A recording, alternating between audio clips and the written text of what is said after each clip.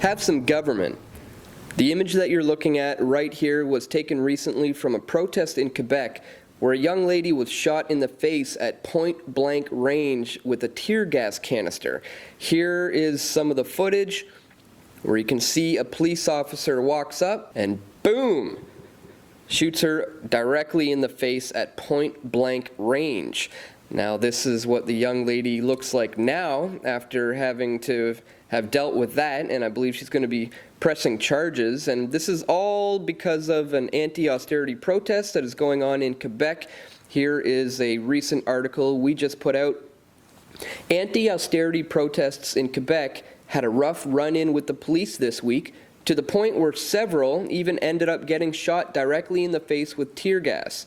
Apparently stunned by the police officer's actions, the family of one student has already affirmed that they will be pressing charges against one Quebec City police officer for allegedly attacking their daughter. And rightly so, as you can see, this poor young lady has to deal with this now. Clearly, the police have completely gone overboard once again. And as Eva Shield points out in this article, and I think she's spot on by mentioning that there's going to be this $729 million cut to social services. Meanwhile, at the same time, the wars and the police state are continuing to rage on with plenty of funding. Now, that being said, a lot of these anti-austerity protesters tend to be missing the mark. If you were to travel to Montreal right now to meet them, you'd find that most of them are on the left side of the spectrum. And just looking at the footage, I can see a lot of the red flags alongside of the Quebecois flags. And after all, they're not protesting the state itself, but rather its austerity budget. Oh, and did I mention that the unions are also involved? There's a red flag right there, no pun intended. Now, that being said, the police actions are completely inexcusable. It's brutal and unfortunate what they have done, but it's not surprising. I mean, this is what happens when law enforcement has a monopoly that we have to pay for through taxation. If police services could go out of business like any other organization on the market, and if one could get into the private property protection business and compete with the state honestly, then police brutality would dwindle, as those who are unnecessarily aggressive would just face bankruptcy from a lack of customers.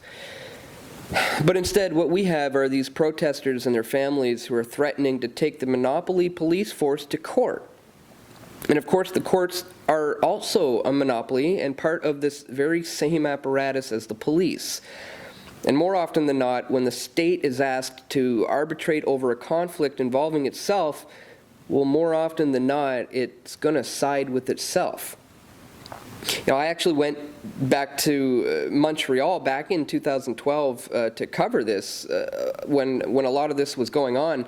And you can see from our footage here, we were speaking with a lot of the students, and some of the people there were even saying how there were certain factions of them who would try to go to their classes, and just by stepping over that line to try to go over to class, they would all of a sudden become the de facto anti-revolutionary people, which I thought was pretty ridiculous as well. Just for stepping over that line and trying to attend class, they became the de facto enemies of the revolution.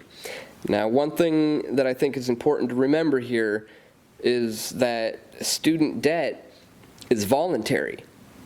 Now, I understand that obviously this is a corrupt system, and if you want to become a doctor or an engineer, there's really no other way than to spend thousands of dollars in school. But at the end of the day, you have a choice. Unlike, say, the unfunded liabilities and all the government debt which we're born into and expected to pay off all of our lives, well, student debt can be avoided if you just avoid going to school. And unless you want to become a doctor or an engineer or something, there's really no reason to be going to school anyways. I mean, why put up with any of this ridiculous BS if you really don't have to? we've really got enough tyranny to deal with as it is. I mean, case in point, after 2012, Montreal city bureaucrats were crafting up bylaws which essentially made these protests illegal. Now, I'm pretty sure there was a judge back then who threw out any kind of charges that were associated with this bylaw P6, since it basically does violate the freedom of assembly, which we have in our charter. But this just goes to show you the full extent that the Quebec authorities are willing to go to just stomp down on our civil dissent. I mean, after all, 2 people were arrested just a couple days ago here for wearing masks. That's right, folks. It's illegal to wear a mask at a protest in Montreal. So I guess what you can take from this post today is that when you look to the state to solve the problems that have been created by the state, well, the best thing you can expect really is a shot to the face at point-blank range. So that's all for today, folks. I want to thank you for watching. Be sure to check the links in the description to where you can find more info on this, and we're going to continue to track this as it develops. And stay tuned, folks. We're going to have a lot more video reports coming very soon right here to pressfortruth.ca.